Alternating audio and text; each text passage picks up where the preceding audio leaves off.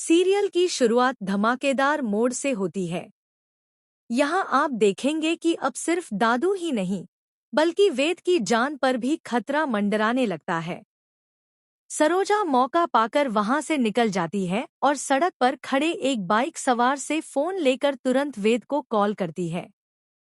वह उसे बताती है कि सब कुछ गड़बड़ है और जान खतरे में है। यह सुनते ही वेद बिना देर किए दौड़कर दादू को बचाने पहुंचता है। वहां जाकर वह गुंडों से भिड़ता है और दादू को छुड़ाने की कोशिश करता है। लेकिन जैसे ही वह उन्हें लेकर निकलने लगता है, अचानक पीछे से एक गुंडा वेद के सिर पर वार कर देता है। इससे वेद बुरी तरह घायल हो जाता है और अब वह भी दादू के साथ किडनैप होने वाला है। गुंडे जगह भी बदल देते हैं और अब खेल और उलझ जाता है। आखिर ये सब हुआ कैसे? चलिए आगे की कहानी जानते हैं। असल में जब सरोजा दादू को बचाने की कोशिश कर रही होती है, तो वह ताला तोड़ देती है। लेकिन जैसे ही दोनों वहां से बाहर निकलते हैं, तभी गुंडे दोबारा आ धमकते हैं और उन्हें पकड़ लेते हैं। इसी बीच कामिनी अपने आदमियों को हुक्म देती है कि उस औरत को कैद में रखो, वह खुद वहां आने वाली है।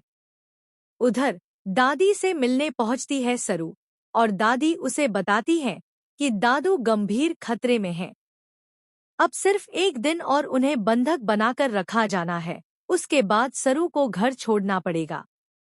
इसी बीच राज खुलता है कि दादू को जिस गाड़ी से आश्रम से लाया गया था, वह किराए की गाड़ी थी और उसका पेमेंट सीधे चंद्रकांत के अकाउंट से हुआ था। यानी अब साफ हो गया कि साजिश घर के अंदर से हुई है। आगे कहानी में जब सरोजा फिर से भाग निकलती है, तो वह वेद को फोन करके सब सच बताती है। लेकिन अब मुश्किल ये है कि वेद खुद भी घायल होकर होश खो बैठा है। दूसरी तरफ सरोजा की माँ उसे देख लेती है और सरू की चिंता और बढ़ जाती है।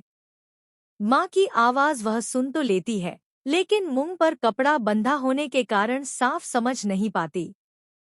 अब सबसे बड़ा सवाल यही है, क्या सही वक्त पर दादू और वेद की जान बच पाएगी? क्या कामिनी की चाल बेनकाब हो पाएगी? या फिर सब कुछ हाथ से निकल जाएगा? आपको क्या लगता है? अपनी राय हमें कमेंट में जरूर बताइए।